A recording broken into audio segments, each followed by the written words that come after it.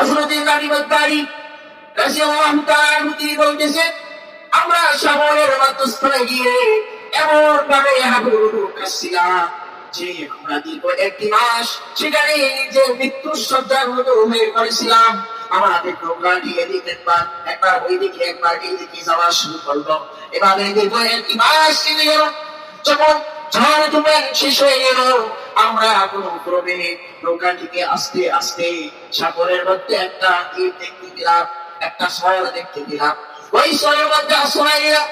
যখন আমরা ওই দ্বীপের মধ্যে উঠলাম, দ্বীপের মধ্যে উঠে আমরা দেখতে পেলাম সেখানে কিছু গাছ রয়েছে, ছোট্ট ছোট্ট জঙ্গল এবং বড় বড় অনেকগুলো গাছ জঙ্গল রয়েছে।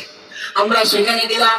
সেখানে গিয়ে আমরা দেখতে পেলাম ওই জঙ্গলের মধ্যে এমন একজন পশু রয়েছে, যে পশুটাকে আমরা কেউ চিনতেছি না এবং আমরা কেউ এই পশুটাকে পূর্বে আর কখনো দেখতে পাইনি। কারিমুদ্দারি রাদিয়াল্লাহু তাআলা আনহু আর সঙ্গীদেরকে নিয়ে তিনি বলেন, যখন ওই পশুটির কাছে গেলে ওই পশুটিকে বলেন, মানলাউকা, তুমি কে, তোমার পরিচয় কি? ওই পশুটিকে যখন বললো, তখন কারিমুদ্দারি বলল, তোমার উপর আল্লাহর লানত, তোমার পরিচয় পেশ করো। ওই পশুটি বলল যে আমার পরিচয় হলো আনা জাসসাসা, আমি হলাম একজন জাসসাসা, অর্থাৎ বার্তাবাহক, সংবাদ গ্রহণকারী, একজন গোয়েন্দা। তখন কারিমুদ্দারি এবং তার সঙ্গীদের আল্লাহ জিজ্ঞাসা করলো, আপনি এখানে ধরেন কি? সংবাদ গ্রহণ করে ওই জাসসাসা প্রাণীটা উত্তর করলো যে আমি দুনিয়ার মধ্যে কোথায় কি হচ্ছে না হচ্ছে পৃথিবীর হালতগুলো সংবাদ আমি গ্রহণ করতেছি। এরপর ওই পশুটা বলল যে ভাই, আপনারা এই দ্বীপের ভিতরে চলে যান, আপনার জন্য একজন ব্যক্তি আহ্বান রয়েছে, আপনারা ওই নদীর ওই দ্বীপের ভিতরে চলে যান। তো কারিমুদ্দারি রাদিয়াল্লাহু তাআলা আনহু তিনারা ভয়ে ভয়ে, তার সঙ্গীরা ভয়ে আবুকে হয়ে সেই দ্বীপের ভিতরে যাওয়া শুরু করলেন এবং তারা ভাবতেন হয়তোবা এখানে কোনো ভয়ঙ্কর জীবভূত রয়েছে। এবার যখন দ্বীপের ভিতরে চলে গেলেন, দ্বীপের ভিতরে গিয়ে কারিমুদ্দারি রাদিয়াল্লাহু তাআলা আনহু এমন একজন ভয়ঙ্কর লোকের সন্ধান পেলেন।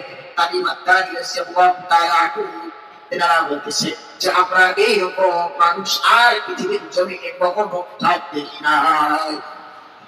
তখন কারিমুদ্দারি রাদিয়াল্লাহু তাআলা আনহু দেখলেন, দেখতেছে যে ওই ব্যক্তিকে শিকল দিয়ে তার হাত পুরো বেঁধে তার গাড়ির সাথে বেঁধে রাখা হয়েছে এবং তার হাত মধ্যে শিকল দিয়ে পায়ের যে পেট্রোলে আছে সেই পেট্রোলের মধ্যে শিকল বেঁধে তার হাতের সঙ্গে বেঁধে রাখা হয়েছে। সে শুধু চটপট চটপট করতেছে। তখন কারিমুদ্দারি রাদিয়াল্লাহু তাআলা আনহু তিনি ওই ব্যক্তিকে প্রশ্ন করেন, মা আনতা, হ্যাঁ আপনি কে? তখন ওই ব্যক্তি তার পরিচয় দেওয়ার পূর্বে তিনি বললেন যে আমার পরিচয় সংবাদ করে দিচ্ছি, আগে আমি তোমাকে কয়েকটা বিষয় জিজ্ঞাসা করবো, আপনি আমাকে সেই বিষয়গুলো সংবাদ দেন। কারিমুদ্দারি রাদিয়াল্লাহু তাআলা আনহু বলেন, কি সংবাদ? তখন ওই ব্যক্তি ওখানে থাকা ব্যক্তি তিনি কারিমুদ্দারিকে প্রশ্ন করলেন যে আপনি বলুন যে জুবাইর নামক যে ঝর্ণা রয়েছে ওই ঝর্ণার মধ্যে কি এখনো সেখানে পানি রয়েছে? তখন ওই কারিমুদ্দারি বলল যে হ্যাঁ, জুবাইর নামক ঝর্ণা রয়েছে আরবের মধ্যে, সেখানে পানি রয়েছে, তার পানি দিয়ে আরবের বাসীরা এবং শরীর চাষাবাদ করতেছে।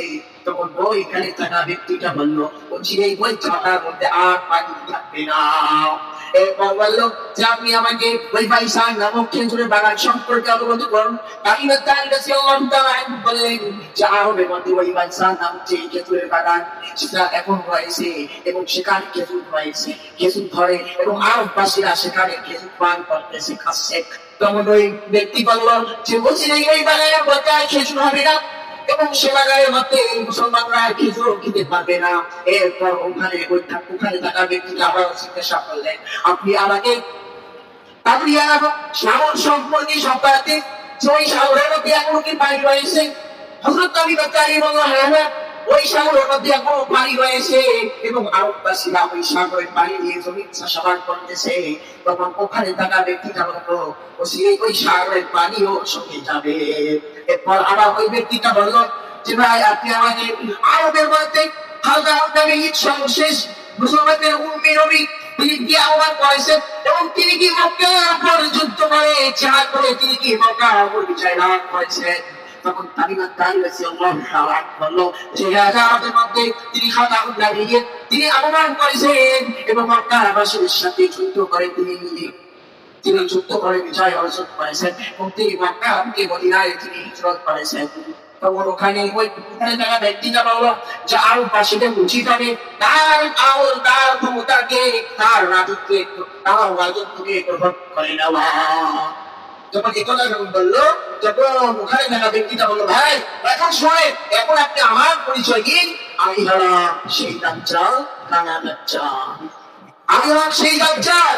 আমি বলছি এই পৃথিবীর জমিনে আহ্বান করবো যখন এইগুলো প্রকাশিত হবে এগুলোর কিন্তু চারটা বিষয় যখন প্রকাশিত হয়ে যাবে তখন বুঝলেই আমি পৃথিবীর জমিনে আহ্বান করবো আর পৃথিবীর জমিনে মানুষকে আমি আমার আয়ত্তে নিয়ে আসবো এবং আমি আমার